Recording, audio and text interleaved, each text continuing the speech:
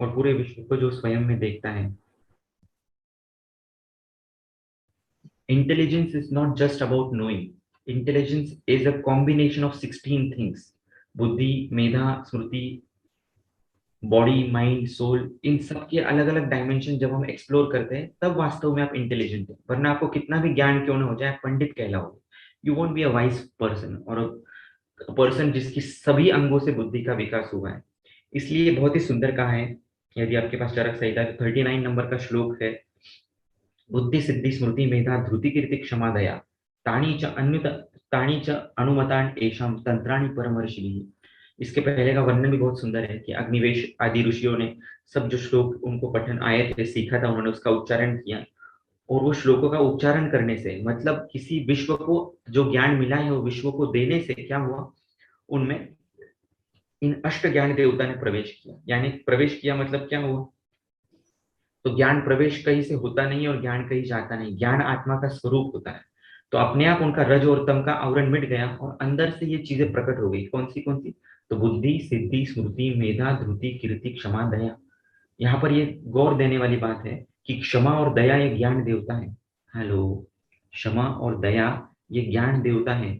इसका मतलब यदि आप में क्षमा और दया नहीं है तो आप परिपूर्ण वैद्य हो ही नहीं सकते।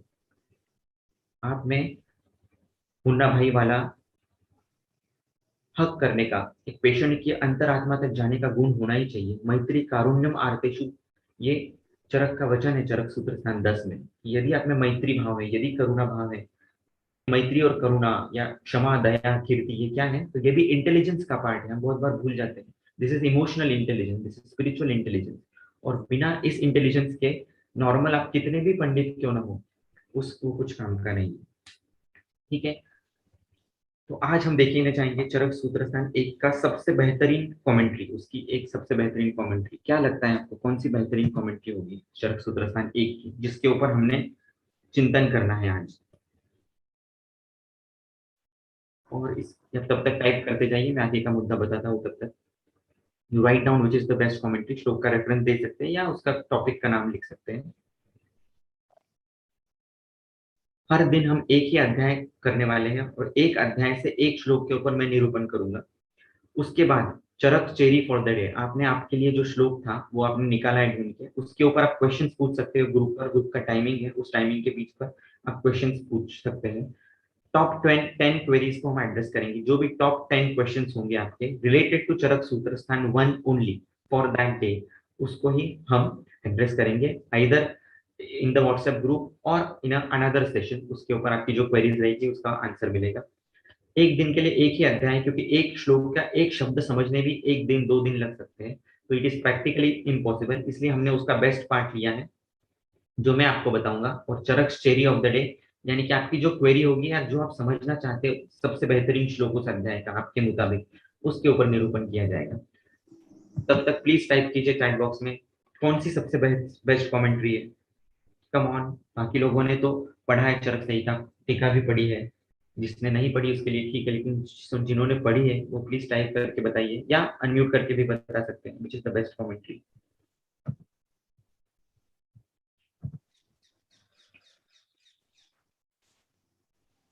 श्लोक 126 है आर्य सर के हिसाब से। मार्क करके रखिएगा आप भी, ये श्लोक बाद में पढ़ेंगे। सीखने का कितना अद्भुत तरीका है, देखिए दूसरे के लिए जो श्लोक इंपॉर्टेंट है वो शायद हमारे लिए भी हो सकता है, वो हम श्लोक को पढ़ सकते हैं। दीपिका मैम को 24 नंबर का मिला है Charak cherry for the day.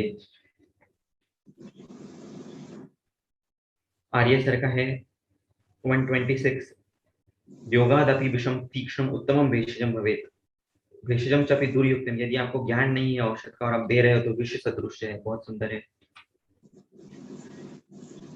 किसी ने 24 बताया हेतुलिंग औषध ज्ञान, वंडरफुल, यही आपसे अपेक्षित था कि आप बताएं। लेकिन मेरे हिसाब से सबसे wonderful shloka as regard the shloka itself and as regard his tika is shloka number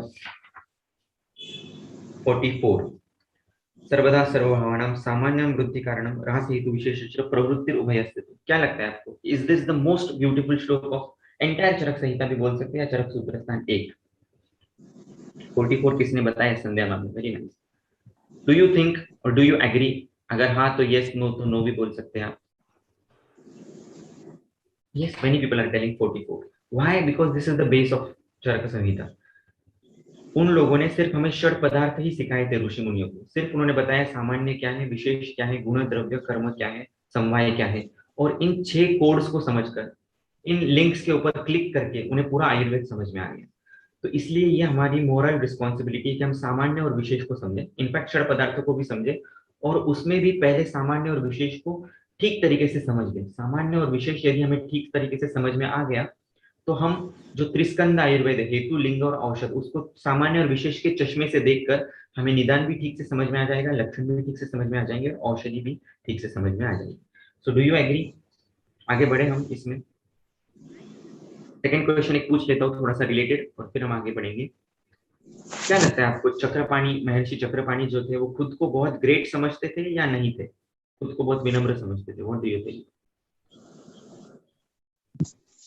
है ना, आचार्य की टेंडेंसीज भी हमें पता होनी चाहिए, क्योंकि वो उनके गुण क्या क्या है यदि हमें पता होंगे तो अच्छे से और समझ में आएगा टीका का अर्थ हमें, क्योंकि एक पर्सन को हम समझ में आता है. सुजाता मैम के लिए पोलाइट, विनम्र, विनम्र. Yes. और उनकी विनम्रता पहले ही श्लोक में दिखती है. कितना सुंदर लिखा है, कभी आपने पढ़ा होगा तो आई डोंट नो. प्रथम अध्याय का पहला श्लोक ही है, बहुत खूबसूरत है, ये भी हमें पढ़ना चाहिए. क्वापि क्वापि कणो गुणस्य तद असौ करणे क्षणम दीयता, ऐसे चक्रपाणी जी कहते हैं. इसका क्या अर्थ हुआ कि यदि मेरी कमेंट्री में आपको कोई एक कण भी मिल जाए गुण का, तो आप उसे क्षण मात्र के लिए कर्णों में धारण कीजिएगा. What wonderful thing. इतने बड़े विद्वान, इतने बड़े पंडित ये कहते हैं सूत्रस्थान के पहले अध्याय में कि मेरा ज्ञान मेघ की तरह है. जैसे मेघ एक पूरे समंदर को तृप्त नहीं कर सकता, वैसे मेरा ज्ञान है. मेरे इस ज्ञान का आप कण कण भी ले लो उसमें से, तो भी उस गुण का एक कण कण भी लो और उसे कर्ण में आप धारण करो, तो ये मेरे लिए बहुत बड़ी बात होगी. So that is what the beauty is there. और दूसरा एक क्वेश्चन पूछता हूँ, फिर हम आगे बढ़ेंगे, कि व्हाई टू रीड कमेंट्रीज, क्यों टीकाएं पढ़नी चाहिए? टीका पढ़ने से क्या होता है? टीका पढ़ना जरूरी है, नहीं नहीं जरूरी है, या सिर्फ मूल संहिता ही पढ़नी चाहिए, या ट्रांसलेशन पढ़ना चाहिए? What ever you think, why is टीका नेसेसरी? जितना आप इंटरैक्टिव होंगे ना, उतना मजा आएगा.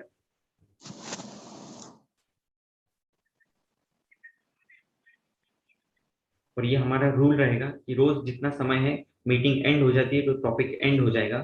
फिर यदि कोई क्वेश्चन होंगे तो आप बाद में पूछ सकते हैं. So you have to be very very fast also, ताकि टॉपिक भी ना रह जाए. One answer is to read between the lines perfect, their views over that shloka. One view is that. दूसरा, वो क्या करते हैं, बहुत बार स्वयं प्रश्न उपस्थित करते हैं. हमारे मन में वो प्रश्न आया भी नहीं रहता है, उस प्रश्न को उपस्थित करते हैं और उसकी जिज्ञासा, उसका आंसर देते हैं. और कभी कभी हमारे मन के प्रश्न का ही वो उत्तर देते हैं. आपस में फाइट करते हैं, fight in the sense debate होता है. उस डिबेट से भी हमारी बुद्धि विकसित होती है. जैसे एक इंटरलॉक होने लगता है बुद्धि का, अपने आप में अलग अलग विषय समझ में आने लग जाते हैं. You start understanding different shastras also, because of in present करते एक टॉपिक को वो समझने मात्र से दूसरे शास्त्र भी हमें इजीली समझ में आने लग जाते हैं. तो सामान्य विशेष सिद्धांत, ओम सर ने बताया, जस्टिफिकेशन ऑफ टॉपिक, ये भी सीखने जैसी चीज है, कि भले ही कोई चीज गलत हो, लेकिन छाती ठोक कर वो बोलेंगे कि नहीं ये ऐसा ही है. They always defend the samhitakar. टीकाकार हमेशा उनको डिफेंड करते, कभी भी उसके वाक्य को गलत नहीं बोलते हैं. इससे हमें ये नहीं लेना है कि गलत चीज को भी डिफेंड करना है. इसका ये अर्थ है कि when you love someone, when you have faith in someone, तो उसके एब भी हमें अच्छे लगने लग जाते हैं. That is the beauty of it. अब क्यों सामान्य विशेष को समझना है? क्या है सामान्य विशेष बेसिकली? क्या लगता है आपको, व्हाट इज सामान्य, व्हाट इज विशेष? द्रव्य है, पदार्थ है, क्या है, कहाँ पे रहता है, कैसे देखना है उसे? एक बात आपको बताऊंगा और वो आपको एक बल्ब मोमेंट होगा, शायद आपको नया कुछ दे जाएगा, जो वाक्य में बहुत बताऊंगा अभी थोड़ी देर के बाद.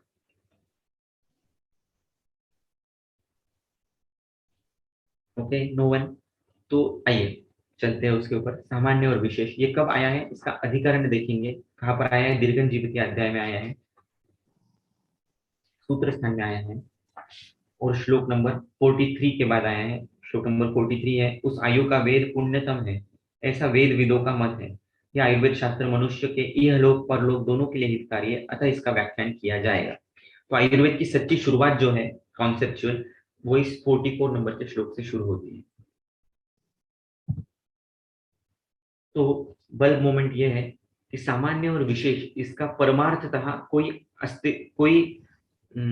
अस्तित्व नहीं है। हेलो, ध्यान से सुनिए। सामान्य और पदार्थ का परमार्थतः मतलब द्रव्य रूप में आप उसे देख नहीं सकते, सामान्य और विशेष का।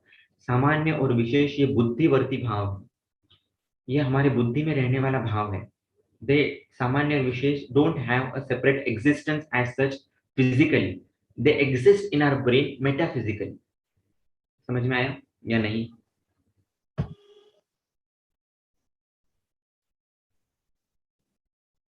प्लीज टाइप और अनम्यूट एंड आस्क। सामान्य और विशेष का परमार्थतः पारमार्थिक स्वरूप में वस्तुतः कोई अस्तित्व नहीं है। उनका अस्तित्व बुद्धिजन्य है, बुद्धि का भाव है, बुद्धिवर्ती है। Yes, Deepika ma'am has got the point. तो ये बुद्धिवर्ती भाव है। एक हमें वो सामान्य दिखता है, किसी और को नहीं दिखेगा शायद। ओके, दो उड़द के दाने रख दिए हैं सामने सेम इसके वाले, तो आपको उसमें सिमिलैरिटी दिखती है, तो ये आपके अंदर का भाव है। किसी को उसमें विशेष भी दिख सकता है, नहीं इस उड़द दाने का ना ये एज छोटा है, या ये उड़द दाना बड़ा है साइज में। वो अपनी प्रज्ञा के हिसाब से उसका इंटरप्रिटेशन लगाएगा। ओके, तो सामान्य दिखने वाली चीजें भी किसी के लिए विशेष हो सकती है, और विशेष दिखने वाली भी चीजें भी किसी के लिए सामान्य हो सकती है। And therefore it is a buddhivarti bhava. पूरी टीका बहुत सुंदर है, बहुत सारे उसमें अलग अलग डायमेंशन बताए हुए। इसको पूरा ले पाना मुश्किल है, तो आप ऐसा कर सकते हैं, आज आप पूरी टीका पढ़िए, और उसमें का जो क्रक्स है, सबसे मर्म का पॉइंट है, मैं आपको बता दूंगा पूरी टीका के अंदर का। ओके, सो 3 नंबर का जो थर्ड नंबर की जो लाइन है इस टीका की, वो है भवंती सत्ताम अनुभवंती इति भावा द्रव्य गुण कर्माणि इति अर्थम तत् न तु भवन्ति उत्पद्यन्ति इति भावा। तो यहाँ पर जो भाव शब्द आया है, सर्वदा सर्व भावानाम, तो यहाँ पर भाव शब्द का अर्थ होता है सत्ताम अनुभवन्ति इति भावा। जिसकी सत्ता है मतलब जो एग्जिस्टेंस में है, द्रव्य गुण कर्म, वो सब सामान्य की वजह से क्या होते हैं, वृद्धि को कारणीभूत होते हैं। और भवन्ति उत्पद्यति इति भावः न तु, उत्पन्न होना इस अर्थ में भाव शब्द नहीं आया है, तो वो शब्द सत्ता एग्जिस्टेंस इस अर्थ में आया है।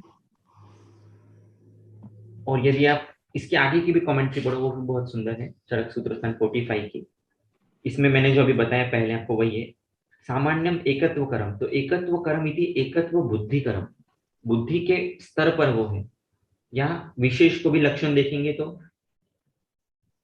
7th लाइन, विशेष लक्षणम पृथकत्व कृति व्यावर्त बुद्धिकृत, वो आपकी व्यावर्त बुद्धि जो क्रिएट करता है अंदर, वो विशेष। Okay, very important. Second important crux of this tika है सामान्य वृद्धि कारणम, समान जो है वो सामान्य जो है वो वृद्धि में कारण है। लेकिन सबसे इंपॉर्टेंट थिंग है, जहां जहां पर वृद्धि है वहां वहां पर सामान्य, जहां जहां पर ह्रास है वहां वहां पर विशेष है। ऐसे इसको समझना है। अगेन ध्यान से समझिए, आराम से समझिए। जहां जहां पर वृद्धि है वहां वहां पर सामान्य है, जहां जहां पर ह्रास है वहां वहां पर विशेष है ना? जैसे घृत से अग्नि का वर्धन होता है, तो सामान्य से आप ऐसे बोलेंगे क्या सामान्य से समान की वृद्धि होती है? देखा जाए तो घृत का और अग्नि का कोई रिलेशन नहीं है, बट वृद्धि दिख रही है, इसका मतलब कुछ ना कुछ सामान्य है उसमें। घृत और अग्नि में कुछ ना कुछ सामान्य है। जहां जहां पर वृद्धि है वहां वहां पर सामान्य है। अग्नि का वर्धन हो रहा है घृत देने के बाद, इसका मतलब घृत और अग्नि में कुछ सामान्य है, भले उन्हें दिखे ना दिखे। और टीकाकार ने उसे प्रभावजन्य माना है, ये प्रभावजन्य है, या एक वृत्ति सामान्य, इस टर्म से उसे बताया गया है। तो ये एक इंपॉर्टेंट समझने वाली बात है। समझ में आ रहा है अब तक? आप मुझे कट करके पूछ भी सकते हैं।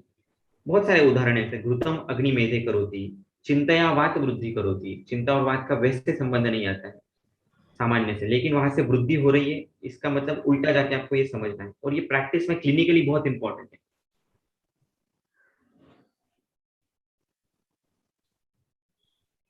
पृथकत्व जो है ना, वो उसका लक्षण है विशेष का। जहां जहां पर ह्रास है वहां वहां पर विशेष काम कर रहा है। मान लीजिए आपके पास ऑस्टियोआर्थराइटिस का पेशेंट आया है, तो उसको उसमें आपको अस्थि क्षय का लक्षण दिख रहा है, इसका सीधा सा मतलब हो गया कि वहां पर कुछ ना कुछ विशेष काम कर रहा है उसके शरीर के अंदर। वो विशेष कुछ भी हो सकता है, वार्धक्य के कारण अस्थि क्षय हो रहा है, अति व्यायाम के कारण वात वृद्धि हो रही है इसलिए धातुओं का क्षय हो रहा है, वॉट एवर इट थिंग। तो हमें ये रिवर्स वे में समझना है। जहां जहां पर वृद्धि है वहां वहां पर सामान्य है, जहां जहां पर ह्रास है वहां वहां पर विशेष है। मान लीजिए आपके पास प्रमेह का पेशेंट आ गया, मूत्र की वृद्धि है, मूत्र से क्लेद वाहन, तो कैसे सामान्य विशेष का एप्लीकेशन होगा, देखिए जहां जहां पर वृद्धि है, पेशेंट प्रमेह का है, वृद्धि दिख रही है, वृद्धि दिख रही है मतलब कुछ ना कुछ समान है। तो मूत्र से समान क्या है, मूत्र से समान क्लेद है, या मूत्र से समान, मूत्र का कर्म क्या है, तो मूत्र से क्लेद वहन, तो कर्म सामान्य है यहाँ पर कहीं ना कहीं। कुछ ना कुछ चीज ऐसी ली जा रही है जो क्लेद बढ़ाने वाली है। चरक शारीर स्थान में जाओ तो क्लेद क्या है, आप भाव होते हैं। क्लेद और आप का आपस में संबंध है, या ये लोग सामान्य पुरुष में रिलेटेड है, यानी कि जो भी चीजें क्लेद और आप बढ़ाने वाली है वो कहीं ना कहीं मूत्र को बढ़ाने वाली है। अब क्लेद और आप को बढ़ाने वाली एंटिटीज क्या क्या हो सकती है, अति द्रव आहार करना, अति क्लाइमेट जो है वो वेट क्लाइमेट होना, ऐसे बहुत सारी चीजें उसमें आ सकती हैं। ओके, तो इस तरीके से हम जाएंगे तो हमें हेतु भी मिलते चले जाएंगे, लक्षण भी मिलते जाएंगे और औषध भी समझते जाएंगे।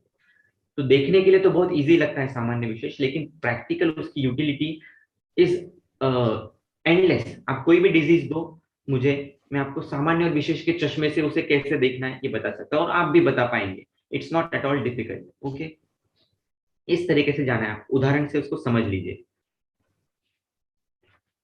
ओके, और कुछ इंपॉर्टेंट पार्ट है इस टीका के वो हम देखेंगे। सोनाली मैम, क्लियर हुआ डाउट?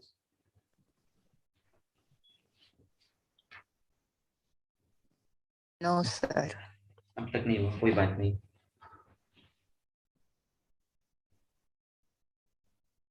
सर सामान्य तो इजीली समझ में आता है, लेकिन विशेष नहीं समझा नहीं हम्म अभी तक। प्रूफ, या आपने प्रमेय का एग्जांपल दिया, उसी में ही विशेष कैसे सोचेंगे वो बताइए सर। राइट। विशेष मतलब क्या है, पृथकत्व कृत, मतलब क्या, पृथकत्व करने वाला, अलगाव का भाव निर्माण करने वाला। किसी भी चीज में दिस इज डिफरेंट, ये डिफरेंस जो है वो विशेष के कारण होता है, ये उसका लक्षण है। और जिससे रास होता है वो विशेष है, ये उसका स्वरूप है। तो दोनों चीजें अलग अलग है। मुझे एक चीज दूसरे से अलग दिख रही है, मुझे प्रमेह रक्त पित्त से अलग दिख रहा है, ये उसका विशेष है। आपने माइंड में आपकी बुद्धि के स्तर पर उसका अनुमान लगाया है कुछ ना कुछ, कि इस कारण की वजह से ये पृथकत्व है।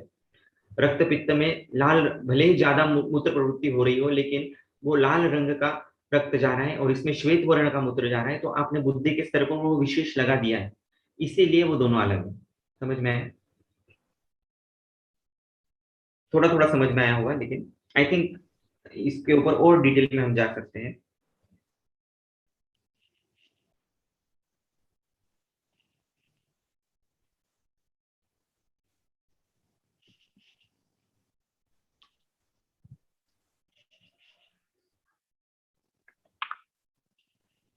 ये हमेशा हमें ध्यान रखना है कि सामान्य ही वृद्धि का कारण है ऐसा नहीं है, जहां जहां पर वृद्धि है वो सामान्य है। सामान्य से ही वृद्धि होगी ये कहना गलत है। जहां जहां पर वृद्धि दिखती है वहां वहां पर कुछ ना कुछ सामान्य है, ऐसा हमें अनुमान हर बार करना है। वो घृत का सबसे बेस्ट एग्जाम्पल है। अग्निवर्धन हो रहा है घृत लेने के बाद, मतलब कुछ ना कुछ सामान्य है। ऐसे हर स्टेज में आप सोचिए, हर एक पेशेंट में सोचिए, कैंसर का पेशेंट है सपोज, क्या हो रहा है, सेल्स रेप्लिकेट हो रहे हैं, सेल की ग्रोथ हो रही है, इसका मतलब क्या है, कुछ ना कुछ सामान्य है। अब क्या सामान्य है, कौन ग्रोथ कर रहा है सेल की, शायद वायु तत्व है, क्योंकि हमारे इसमें कहा गया संयोगे च विभागे च वायु कारणम, तो वायु का सामान्य तो हो सकता है। किसी चीज की वृद्धि होना ये कफ के कारण हो सकता है, तो आपको फिर वायु और कफ इसके कुछ हेतु है क्या पेशेंट में, वो ढूंढने हैं। वायु का साक्षात संबंध दैव से भी है। यदि आपका दैव बलवान होगा तो दैव की वजह से वायु प्रभावित होता है, वायु नाम की शक्ति, और उससे कैंसर हो सकता है, फिर वहां पर दैवपाश्रय चिकित्सा मेन रहेगी। कफ के कारण है तो उस पेशेंट का सब आपको देखना पड़ेगा कि कफ किस किस से बढ़ता है, अगेन सामान्य विशेष से वो देखना है फिर से, कफ किस किस से बढ़ता है। तो बच्चे का अगर वय होगा बाल काल, तो इसमें कफ का प्रेडोमिनेंस है, इसकी वजह से बढ़ता है। अस्य सुखम, सिर्फ एक जगह पर बैठ रहा है पेशेंट, कैंसर का पेशेंट ऐसा था कि बहुत वो उसको जॉब ही ऐसा था कि वो बैठकर ही था, कम अस्त से सुख ही लेता था, इसका मतलब वहां वो भी कफ वर्धन का हेतु हो सकता है। ऐसे छोटे छोटे हेतु भी आप आइडेंटिफाई कर सकते हो यदि सामान्य विशेष के स्तर पर आप जाओ तो। आज हम ये इस कंसेप्ट को क्लियर करेंगे, बाकी भी दिन भर इसके ऊपर चर्चा कर सकते हैं। ये एक श्लोक बहुत इंपॉर्टेंट है, और दूसरा श्लोक आपको बता देता हूँ, वो भी आज आप पढ़िएगा। इस अध्याय के ये दो श्लोक ही सबसे ब्यूटीफुल है, इनकी कॉमेंट्री। वो है किंचित दोष प्रदर्श, किंचित दोष प्रशमन, किंचित धातु प्रदूषणम स्वस्थ मंच, किंचित, ये जो श्लोक है वो आपको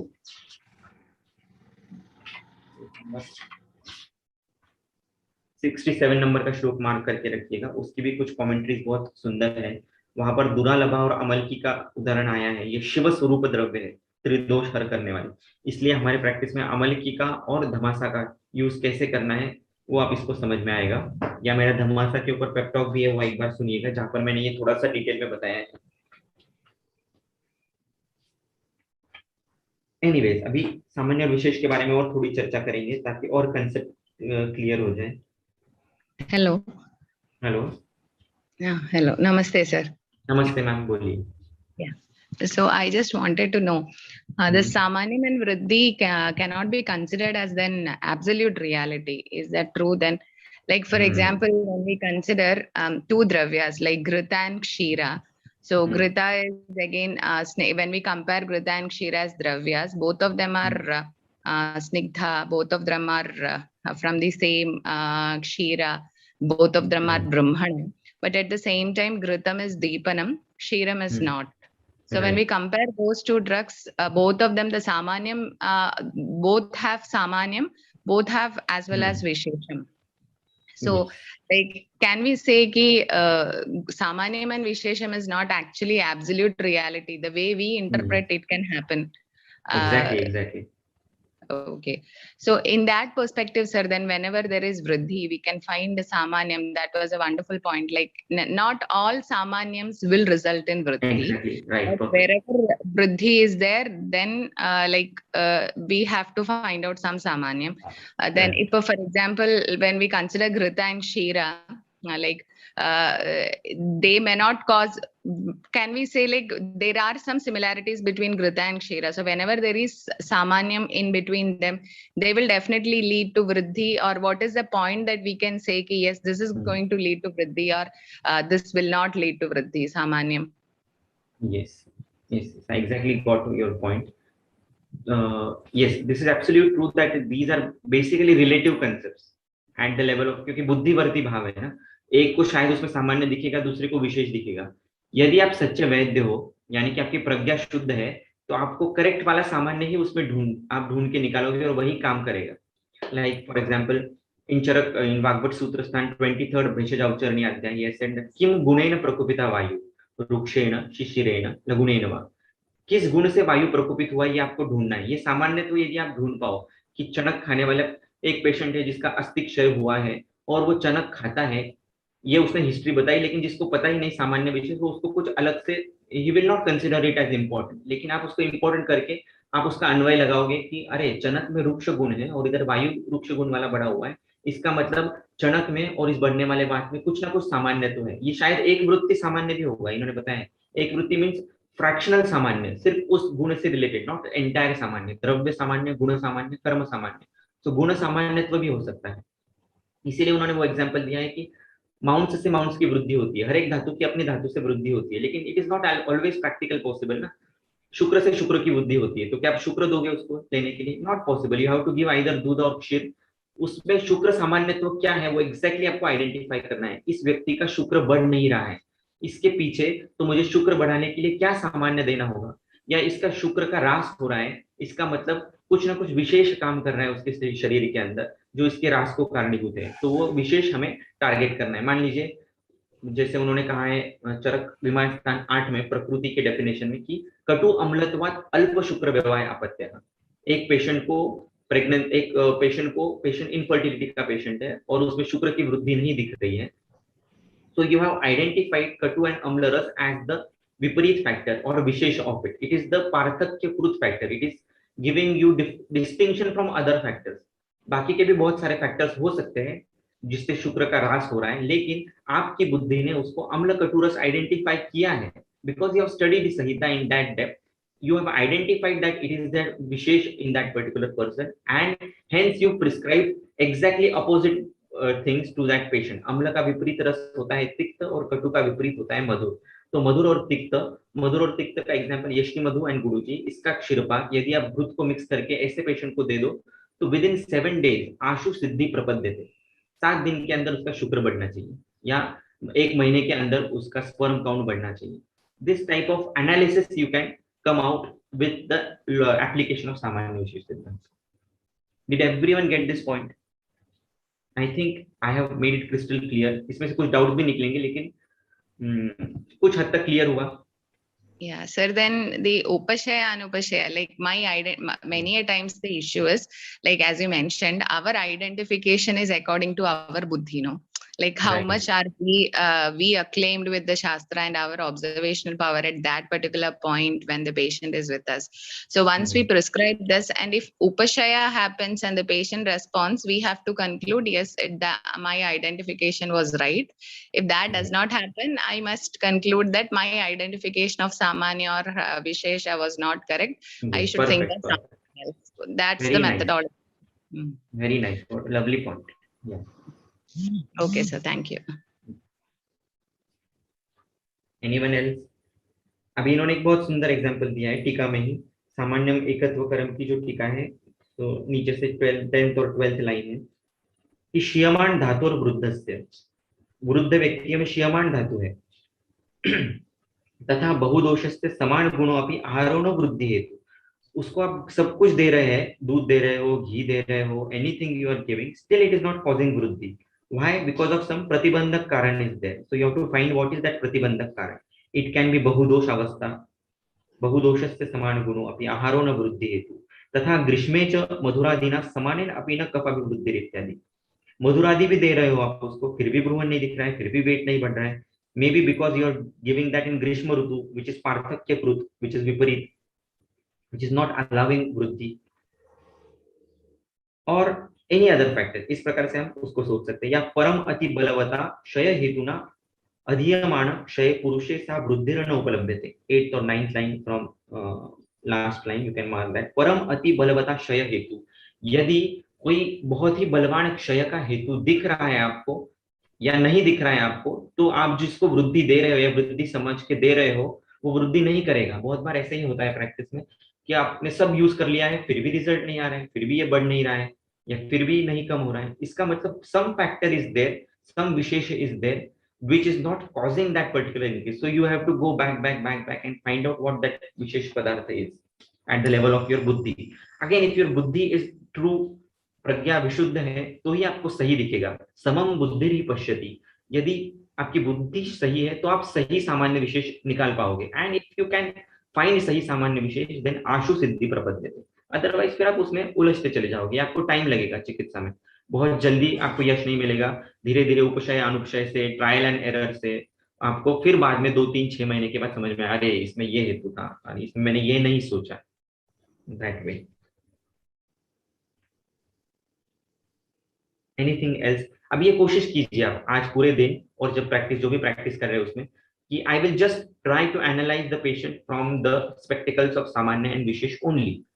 चैलेंज योरसेल्फ. मैं सामान्य और विशेष के बाहर जाऊंगा ही नहीं, इन दोनों के बलबूते पर I will try to identify and find out the medicine also, or any karma also for that particular patient.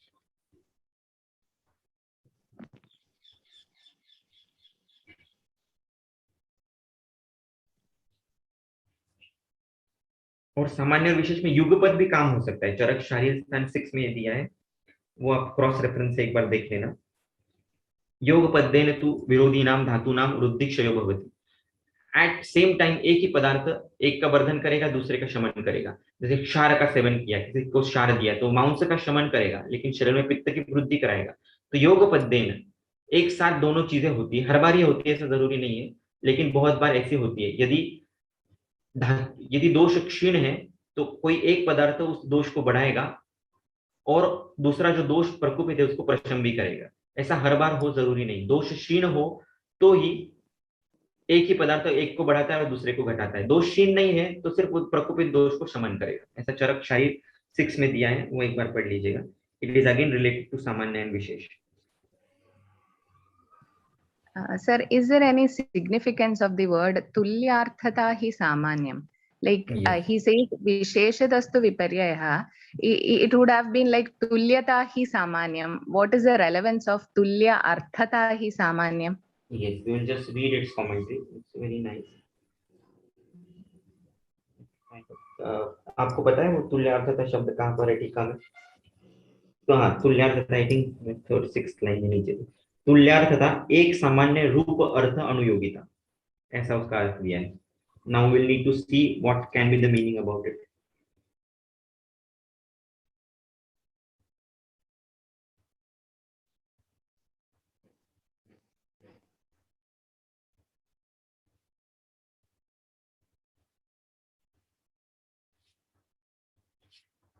Just wait.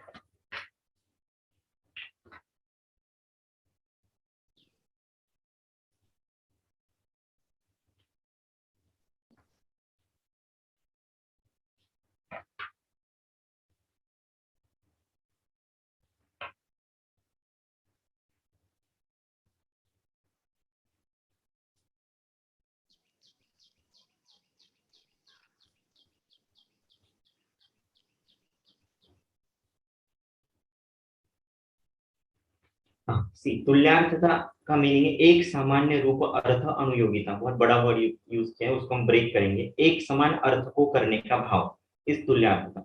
एक समान अर्थ को करने वाला भाव जो है वो तुल्यार्थता है.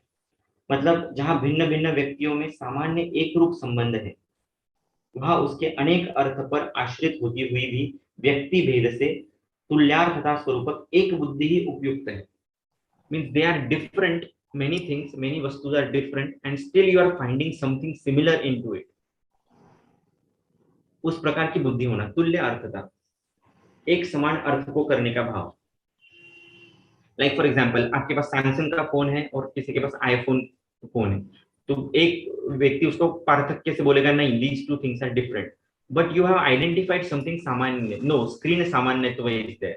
No, may be manufacturing samanyatva is there. तो आपने उसका कुछ अलग सामान्यत्व आइडेंटिफाई किया है, that is tulyarthata. Is it right ma'am?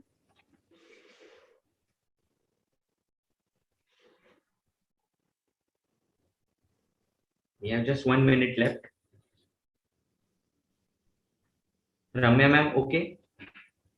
Yeah, you can frame the question and again ask in the group.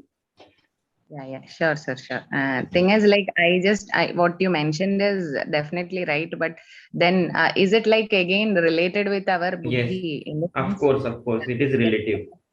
Yeah, that the point that you invoked in the beginning itself, like again, when we see two smartphones as Samanyam, one is Samsung and one is Vivo, that is Vishesham again in that. And then how Samanyam, we find Samanyam in two things. That depends upon the artha that we actually give to that particular thing. Exactly. So, yeah, so maybe to point out, rather to emphasize that particular area, Acharya might have added artha to tulya, because ultimately the samanyam depends upon the artham that we give to the tulyata that we find between two things. Yes, exactly. Ultimately, everything is maya. If we see from Vedanta philosophy, everything is false, but for our convenience, we are calling it as truth. Yeah. So maybe that artham again depends upon our understanding. So there must be my only issue is again that artham again depends upon one's understanding, right? Yes. So somebody in Maharashtra or somebody in Kerala